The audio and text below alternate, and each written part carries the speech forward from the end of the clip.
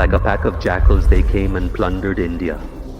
In the days when the British were killing those who opposed them to make us their slaves, they attacked a small kingdom near Bangalore and took it under their control. The British broke into homes, looted wealth, killed those who resisted, dragged the bodies away, and threw them into a lake. They committed atrocities against the women in the houses, leading some to escape and jump into the lake where their husbands were thrown, choosing to die. The ruler of Mysore learned of this incident. The Sultan dragged them to Nandi Hills, which is higher than the clouds near that area.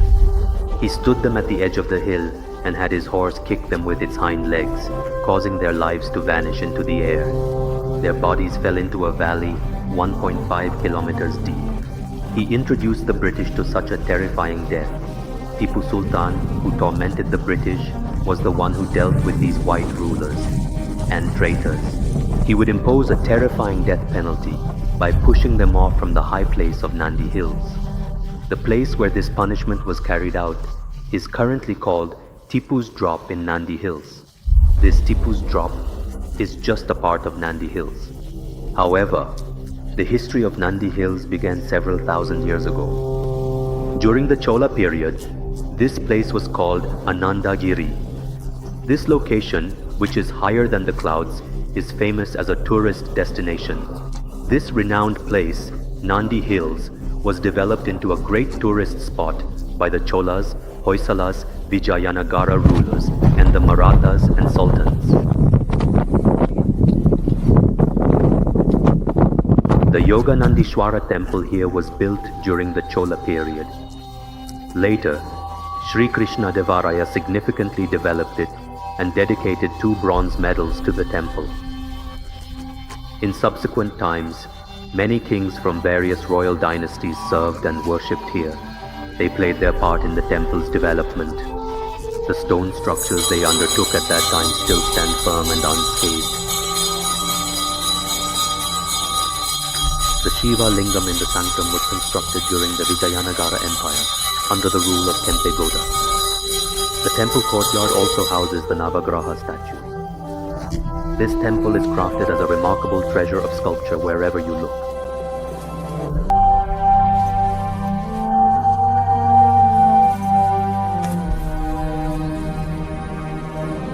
A beautiful water pond inside the temple premises was also constructed.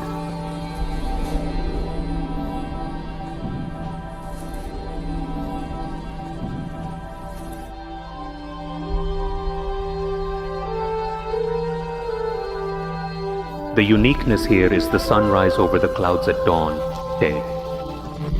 The place is called Nandi Hills because of the presence of a 6-foot-tall giant Nandi statue on this hill. Near the Nandi statue, Brahmashram is also one of the main sites that travelers must visit. In fact, it is a naturally formed cave. The Arkavati River originates here. The water streams coming from the peaks of these Nandi Hills gather into a pond and then flow over the edge, continuing as a stream that eventually becomes a river.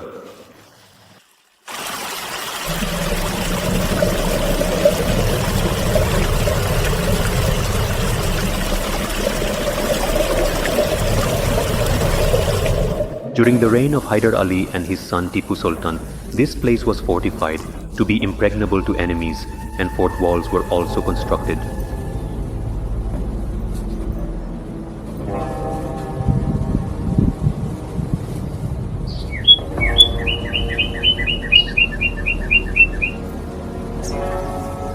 Tipu also built a summer residence for relaxation. It is said that he would station his army at Sultanpet at the foot of the hill and come here to rest.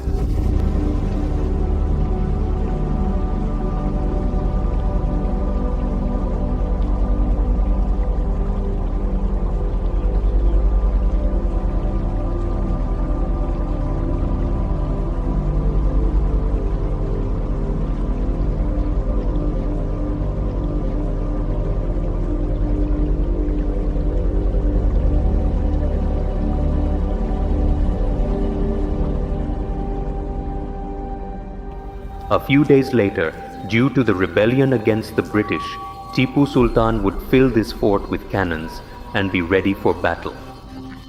During Tipu's reign, the Mysore kingdom extended from Chittoor to these Nandi Hills. It was during that time that the magnificent Amrita Sarovar was also constructed by Diwan Mirza Ismail.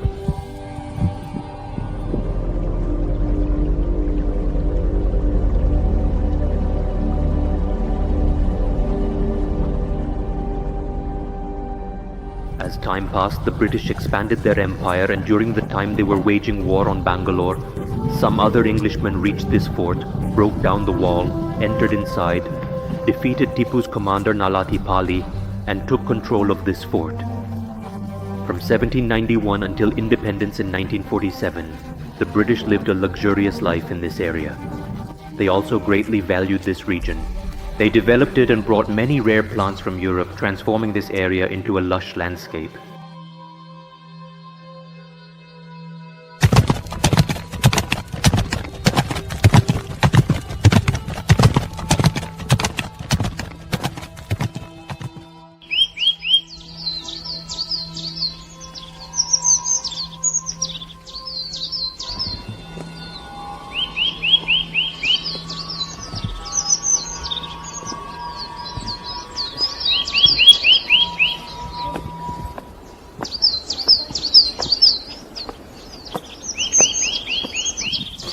The structures visible here were built during the British era.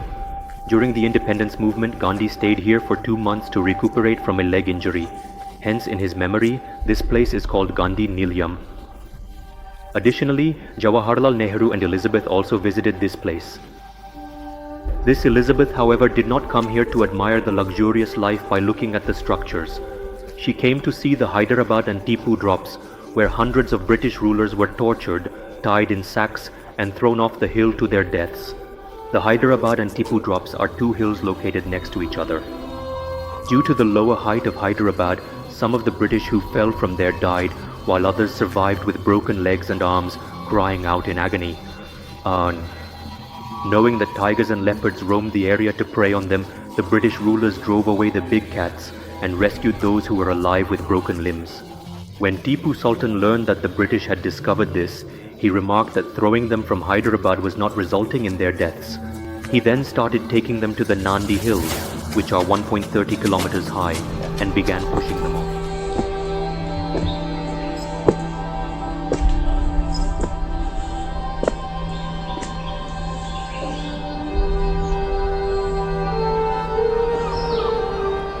Elizabeth, who realized that if Tipu were alive, he would have shown hell to the British and driven them away, went to the valley where they were thrown from the top of the hill.